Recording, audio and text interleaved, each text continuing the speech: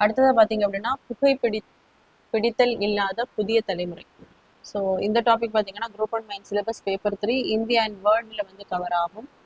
பிரிட்டனில் பார்த்தீங்க அப்படின்னா அந்த வருங்கால தலைமுறையினரின் அந்த புகைப்பிடிக்கும் பழக்கத்துக்கு உள்ளாவதை தடுக்கும் வகையில் பார்த்தீங்க அப்படின்னா முதலாக ஒரு மசோதாவை வந்து நிறைவேற்றியிருக்காங்க. என்ன அப்படின்னு பார்க்கும்போது 2009 முதல் பிறந்தவர்களுக்கு சிகரெட் விற்பனைக்கு வாழ்நாள் தடை விதிக்கும் வரலாற்று சிறப்புமிக்க மசோதா தாக்கல் பண்ணியிருக்காங்க. ஸோ இது சிகரெட் மட்டுமின்றி பார்த்தீங்க அப்படின்னா புகையிலை சார்ந்த இதர பொருட்கள் மற்றும் சிகரெட்களையும் இந்த 18 வயசுக்கு உள்ள இருக்கக்கூடிய அந்த பருவத்தினர் வந்து பெற்றுக்கொள்ள முடியாது. ஸோ இதனால பார்த்தீங்க அப்படின்னா ஆண்டுதோறும் சுமார் 80,000 வந்து இறந்திருக்கிறதா பதிவு பண்ணப்பட்டிருக்கு.